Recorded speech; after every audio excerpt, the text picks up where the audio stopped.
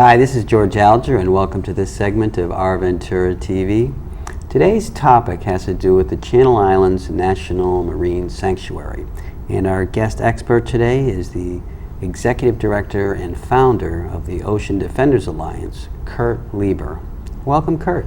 Thanks for having me back, George. It's good. Let's just give a little statement about the Ocean Defenders Alliance. Well, we're a small nonprofit organization. Started in 2000. We got our 501c3 status in 2002.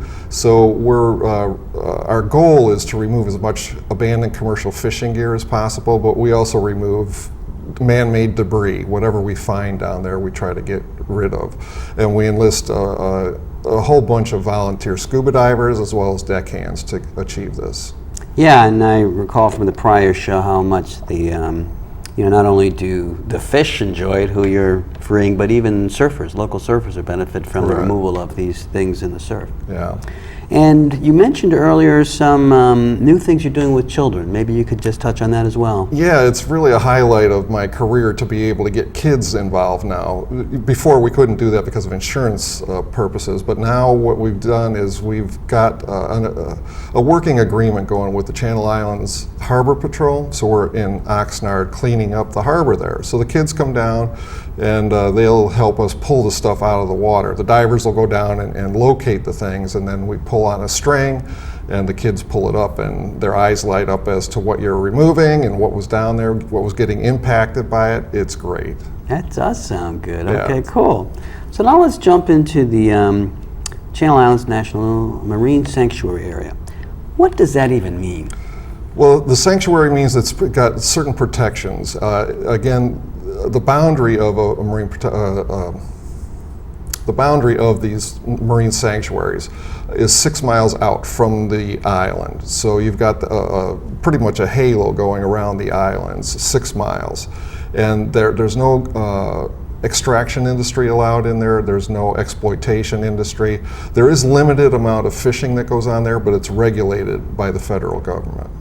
Okay, so would it be safe to say that it's somewhat like a national park or a natural wilderness area in the ocean? Yes, that's very true. It's very similar to our national parks. In fact, the National Park Service has jurisdiction over certain segments of this. Okay, so this marine sanctuary, goes around all the Channel Islands. Correct. Okay, so it doesn't actually include even a majority of the Santa Barbara Channel. No.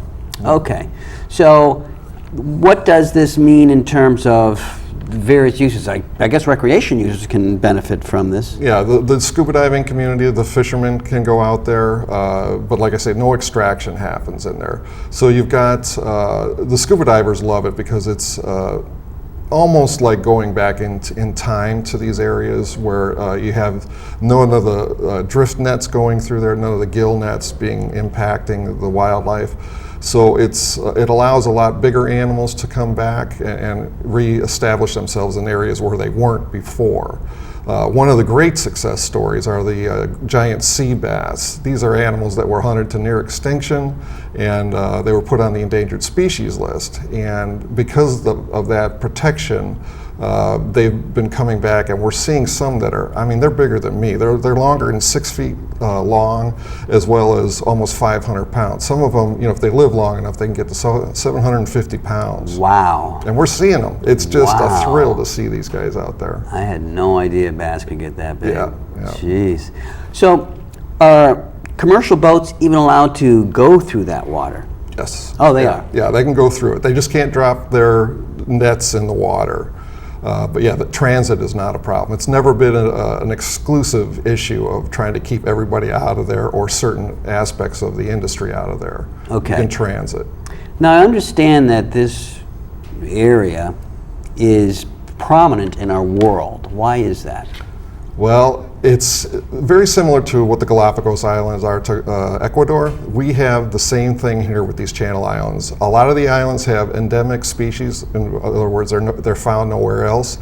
And these are jewels in that all the underwater habitat of these places offer something unique. You take Santa Barbara Island, they have a huge rookery of sea lions out there. And you go out there and dive with them, it's like nothing you've ever seen in the world. Anacapa is a real nice place, and Anacapa is unique in that it has marine protected areas on there as well. So marine protected areas are a little bit more specific. There's zero fishing that can go on in those things. So it's, again, this is going back in time because we're seeing the areas inhabited by fish that aren't in other areas. Even in the marine sanctuaries, you don't see these fish in there. But that's what makes the National Marine Sanctuary so unique, and these islands unique in the world. The U.S. should be, shining a spotlight on these islands. Okay. Do you happen to know if there are other marine sanctuaries in North America? Yes, there are. The state of California set aside roughly, and please don't quote me on this number, but it's something like 19% of our coastline has been set aside as marine protected areas. But marine protected area doesn't mean exactly that no fishing is allowed there. There's limited fishing in some of them. Some of them are no take. Of that roughly 19%, only 3% of that is a no take zone where no fishing is allowed. And they just did that, I believe it was 2011 that was enacted. Okay, so that's a California thing. Yes. Okay, and then from a sort of a national basis, do you know if we have other sanctuaries, whether it's on the East Coast or the West Coast? Yes, we do. Actually, George Bush enacted one of the largest ones in the world when he established the Hawaiian chain. I can't remember, it's some long name that I can't remember, but he established that, and then Obama has since expanded that by 3 times. So that's a marine protected area that's out in the northern Hawaiian Islands. Plus we have others on the East Coast that are a lot smaller, but significantly impacting the wildlife and the whales that all come through there. Good. So of course, as a sanctuary, it's protecting the marine life there. But as a citizen, what would be the ways that we might be able to interact with it? For instance, you can go to a national park and you can camp and you can hike. I know, as per what you're saying, you could dive, but is there other ways that just a citizen might be able to benefit from the sanctuary? Yeah, we're in a unique position here that this is right, you have the Santa Barbara Channel there where a lot of blue whales come through and they feed in there. So a lot of whale watching goes on out there, and it's spectacular. I mean, I've been on some of those whale watching cruises where you see 13 blue whales all within your vision of sight. So that's one aspect of it. And then you have the kayaking that can go on. The islands have unique geological characteristics that, for instance, Santa Cruz Island has a lot of caves in it. So a lot of the kayakers go through the cave system there, and it's really spectacular. There's bird watching that goes on the islands. It's a myriad of wildlife spectacles that you can go see. Okay, cool.